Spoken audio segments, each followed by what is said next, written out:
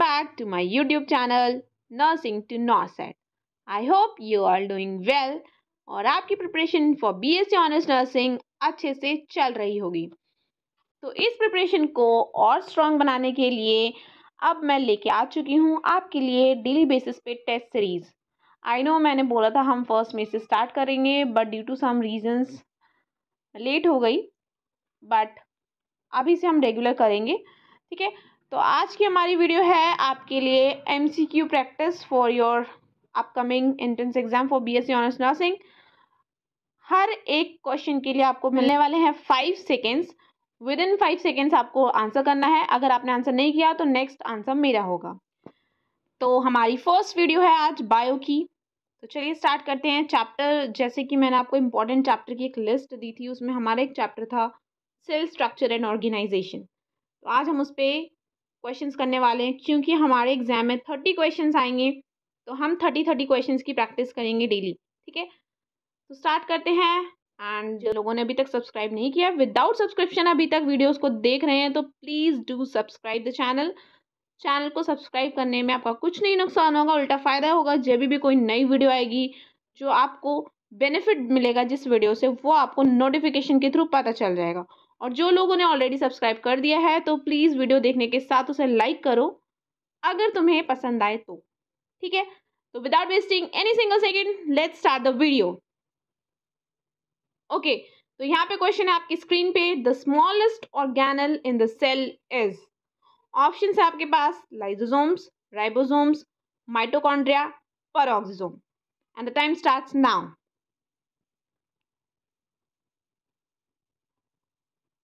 Times up. तो right answer है हमारा यहाँ पे आपका ribosomes is the smallest cell organelle in the cell.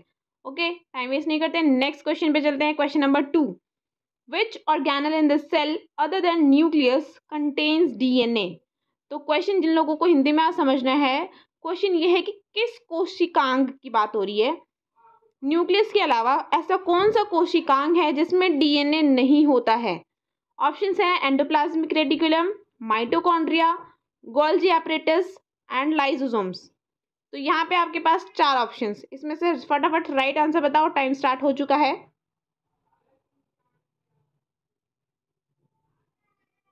Okay, तो राइट आंसर है हमारे पास माइटोकॉन्ड्रिया। माइटोकॉन्ड्रिया एक ऐसा ऑर्गेनल है जिसके पास उसका खुद का भी DNA होता है। नेक्स्ट क्वेश्चन के ऊपर, question number 3, which of the following cell do not have nucleus. इसमें से कौन सा सेल है जिनके अंदर न्यूक्लियस नहीं होता है। ऑप्शंस है brain cell, cardiac muscle fibres, paramecium and mature human RBC। Time start हो चुका है। ओके, तो राइट आंसर है हमारे यहाँ पे मैच्योर ह्यूमन RBC के पास न्यूक्लियस नहीं होता, क्योंकि उनको स्पेस चाहिए होता है ऑक्सीजन के लिए। तो उनके पास बहुत सारे फालतू के जो ऑर्गेनल्स हैं वो प्रेजेंट नहीं होते, और इसमें एक न्यूक्लियस भी पोर्शन है जो नहीं होता है। तो एक इकलौता हमारा RBC है जिसके पास न्यूक्लियस नहीं होता है। ठीक है, नेक्स्ट क्वेश्चन है, the largest cell found on earth is. Option है shark, ostrich egg, lion, anaconda. इनमें से 4 ऑप्शंस में से लार्जेस्ट सेल अर्थ पे कौन सा होता है। Time up. Right answer is ostrich egg. Next option question है, which of the following organisms contain a cell bounded by a cell made up of chitin. इसमें से किसका सेल जो होता है वो काइटिन से बना होता है।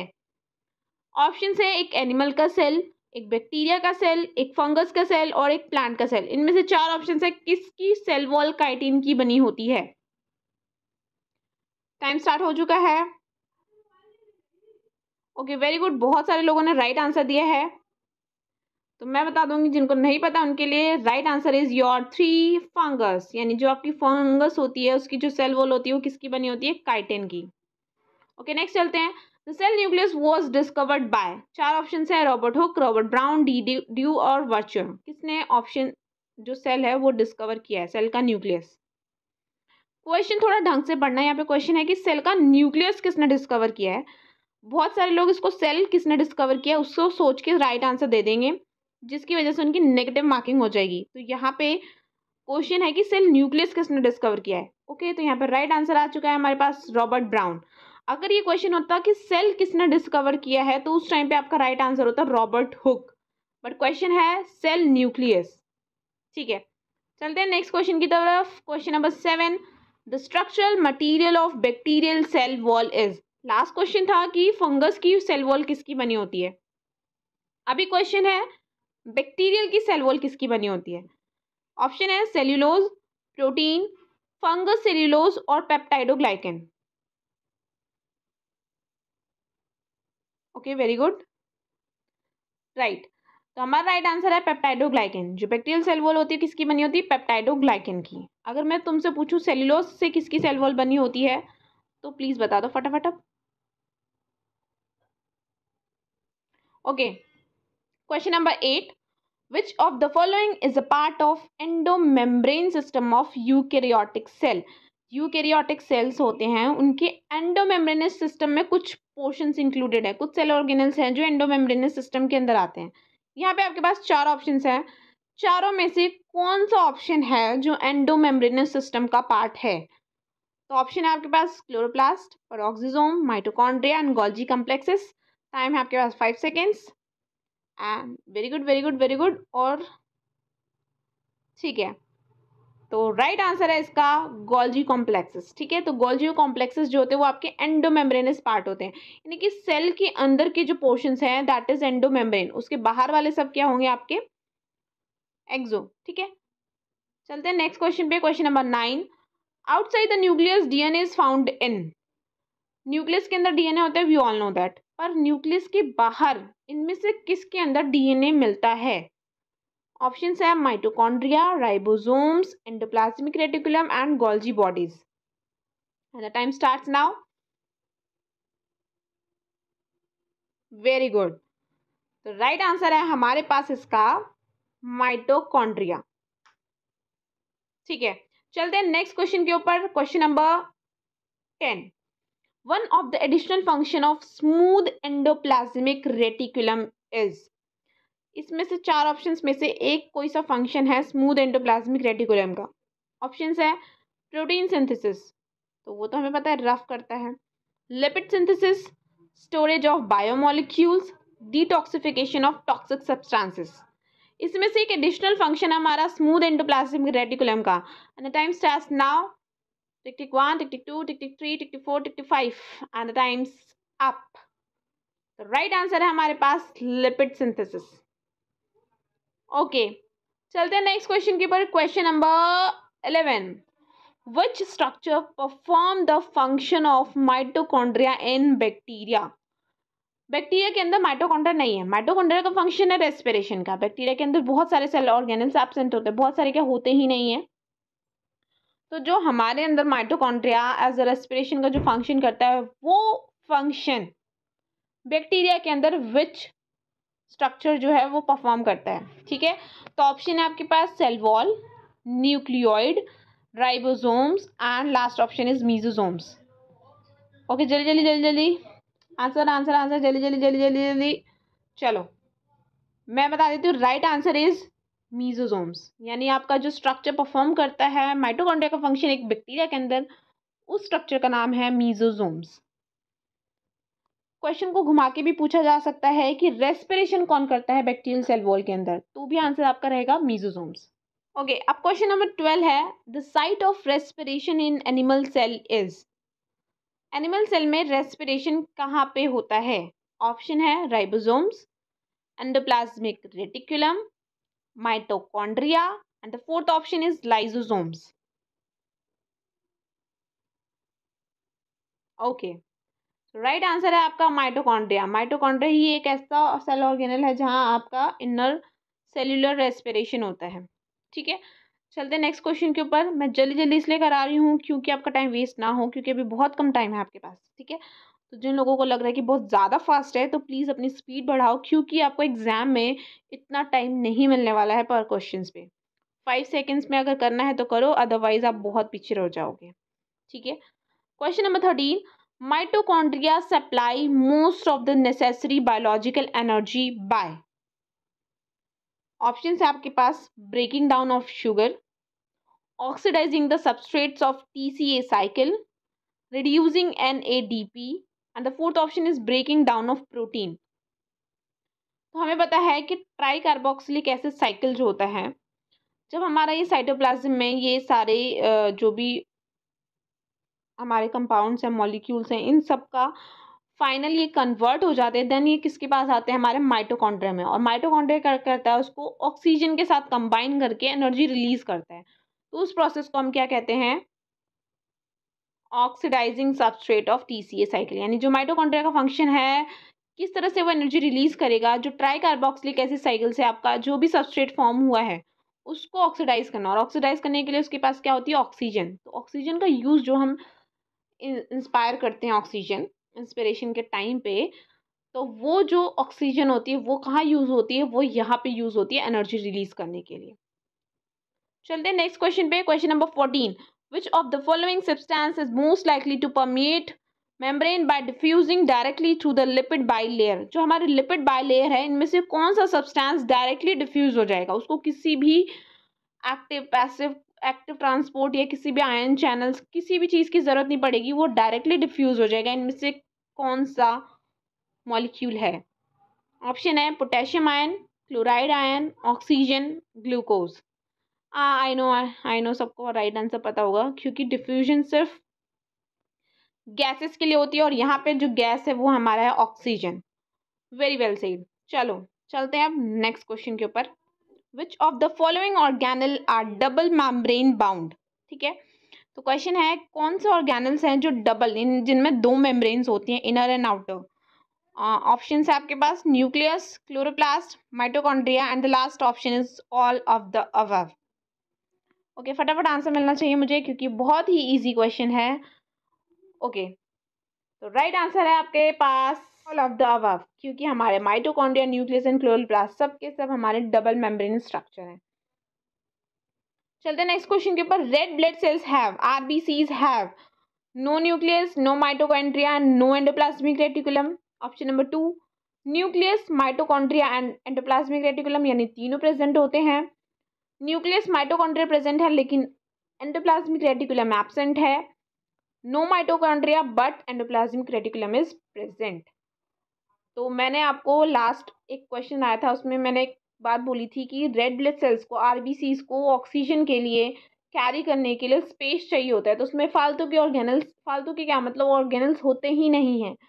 तो राइट आंसर होगा हमारे यहाँ पे कि उसके पास कोई न्यूक्लियस, कोई माइटोकॉन्ड्रिया और कोई एंडोप्लाज्मिक रेटिकुलम नहीं होता है, क्योंकि it requires enough space for carrying oxygen.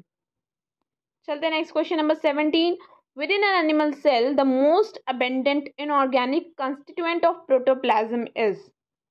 Animal cell के अंदर सबसे ज्यादा मोस्ट अबेंडेंट कौन सा इनऑर्गेनिक कंस्टिट्यूएंट्स होता है? ऑप्शंस है water, iron, phosphate, and the last option is sodium and potassium salt. Okay, तो राइट आंसर है आपके पास वाटर। तो water is the most abundant inorganic constituent of protoplasm. Next question number 18 पे चलते हैं। 70S type of ribosomes in found in. तो हमारे पास दो टाइप के राइबोसोम्स है, एक 70S है और एक 80S है। इतना हमें पता है कि 70S प्रोकैरियोट्स में मिलता है और 80S हमें यूकैरियोट्स में मिलता है। बट कुछ कुछ चीज़ें हैं जहाँ पे वो 70S पाया जाता है, तो वो ऑप्शंस में आपको बताना है कौन सा राइट है।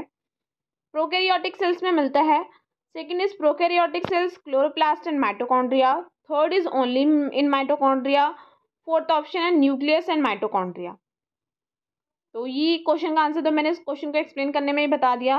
तो राइट आंसर है हमारे यहाँ पे prokaryotic cells, chloroplast and mitochondria. इन तीनों पे हमारा जो राइबोसोम्स होता है वो 70S का ही पाया जाता है। ठीक है, तो क्लोरोप्लास्ट और माइटोकॉन्ड्रिया तो हमारे यूकैरियोटिक सेल्स के ऑर्गेनल्स हैं, बट इनमें भी जो क्लोरोप्लास्ट और जो माइटोकॉन्ड्रिया, इसमें जो राइबोसोम्स का टाइप होता है वो 70S ही होता है। Okay, next question. Which of the following organelles are semi autonomous. Semi autonomous क्यों है? क्योंकि ये अगर इन्हें हम न्यूक्लियस ना दें तो भी ये अपना खुद से फंक्शन कर सकते हैं।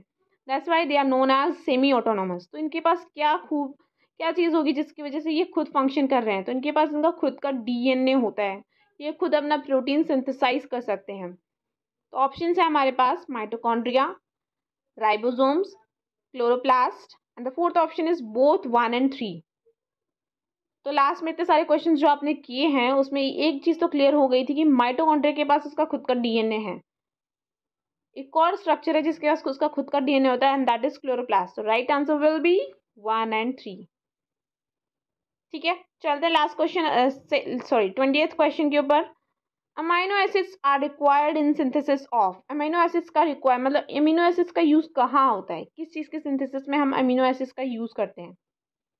ऑप्शन है lipid, protein, carbohydrate, एल्किलॉइड्स।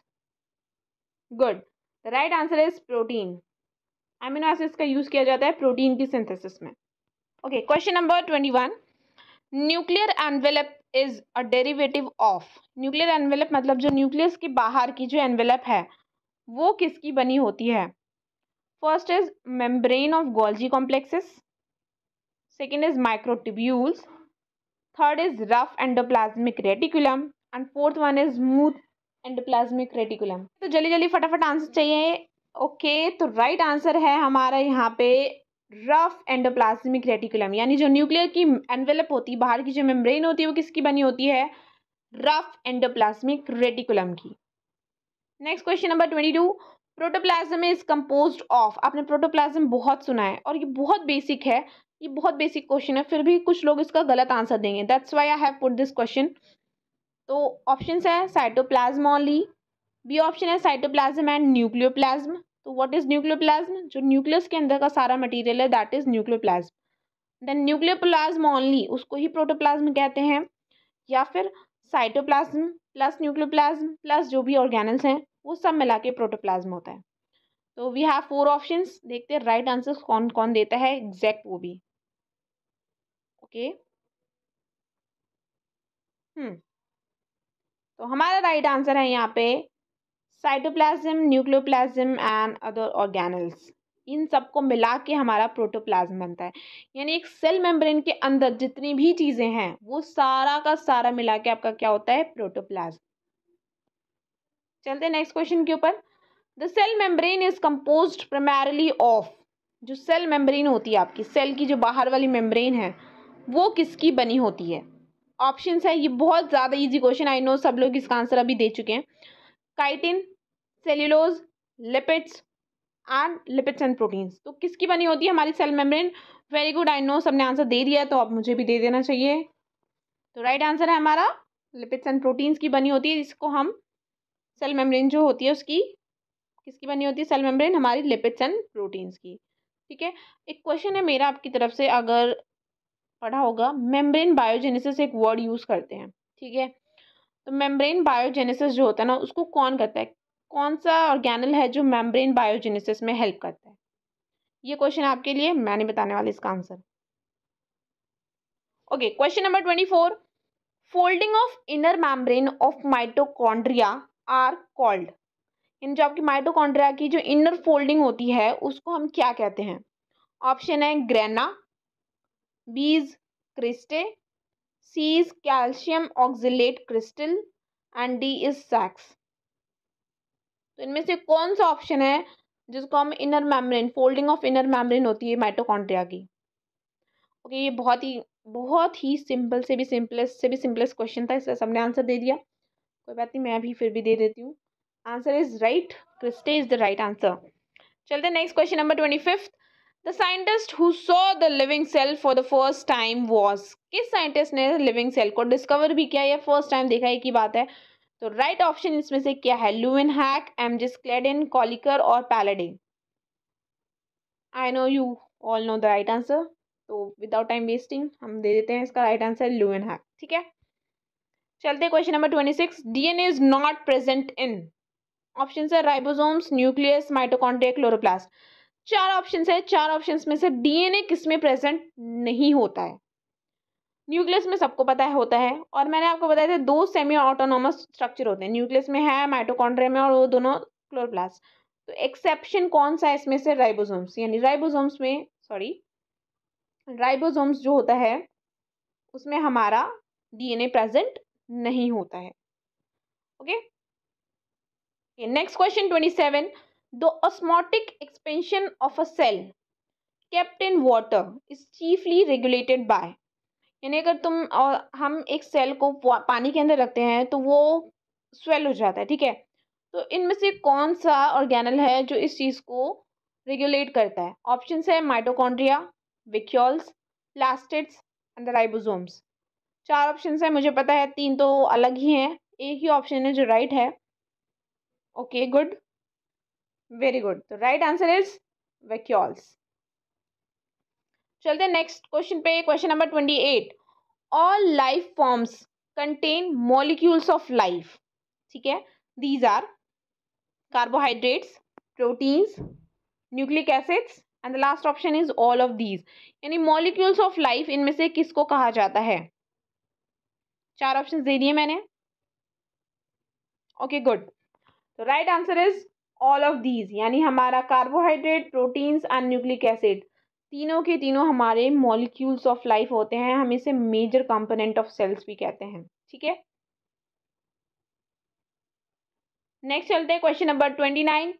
Which one of the following is the smallest unit showing the properties of life such as capacity for metabolism, response to the environment, growth and reproduction। तो सबसे इन सारी चीज़ों को करने के लिए जो सबसे स्मॉलेस्ट यूनिट होती है वो कौन सी होती है? Very good, right answer. क्योंकि ये बेसिक है, सबसे ज़्यादा बेसिक, तो right answer is cell. Cell is the basic structure and functional unit of life. Okay, अब आ चुका है लास्ट क्वेश्चन 30। मैंने देखा बहुत ज़्यादा ही इजी क्वेश्चंस थे और इसी टाइप के क्वेश्चंस आने वाले हैं आपके एम्स एंट्रेंस एग्जाम में। तो जिन लोगों ने 30 आउट ऑफ 30 लाया है तो वो अपने आप को कॉन्ग्रेचुलेट कर दो, क्योंकि आपकी बायो की प्रिपरेशन अच्छी हो चुकी है, ठीक है। और अभी तो ये फर्स्ट स्टार्टिंग है, अभी हम नेक्स्ट फर्दर क्लासेस लेके आएंगे जिसमें हम बाकी के चैप्टर्स डिस्कस करेंगे। तो उसमें भी देखते हैं। ये तो सबसे ईजीएस्ट चैप्टर से मैंने स्टार्ट किया है, क्योंकि मैंने आपको हर लेक्चर में यही चीज़ समझाई है। अगर आप सबसे पहले ईजी चीज़ से स्टार्ट करोगे तो आपका कॉन्फिडेंस बहुत ज़्यादा बिल्ट होगा। और इस क्लास से तो आई एम डेम श्योर कि आप लोगों का कॉन्फिडेंस बहुत अच्छी तरह से बूस्टअप हुआ होगा और आप और अच्छे से प्रिपेयर करोगे, ठीक है। तो चलते हैं लास्ट क्वेश्चन के ऊपर। Last question number 30। Animal protein is called first class protein because it is. Animal protein को दो प्रोटीन होता है हमारे पास, एनिमल प्रोटीन होता है, प्लांट प्रोटीन होते हैं।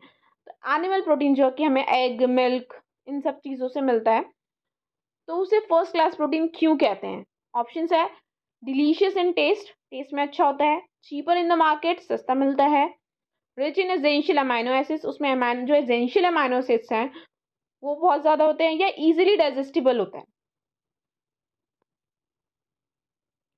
ओके, सबको पता है, very good, rich in essential amino acids. तो ये थे हमारे 30 क्वेश्चंस की क्लास, और इसी तरह हम नेक्स्ट क्लास भी डिस्कस करेंगे चैप्टर वाइज। जो मैंने इंपॉर्टेंट चैप्टर्स बताए, हर एक चैप्टर्स के हम इंपॉर्टेंट क्वेश्चंस 30 डिस्कस करेंगे। थैंक यू फॉर वॉचिंग और कीप प्रिपेयरिंग। अच्छे से प्रिपेयर करो और खाते पीते रहो, हेल्दी रहो। Bye bye, take care.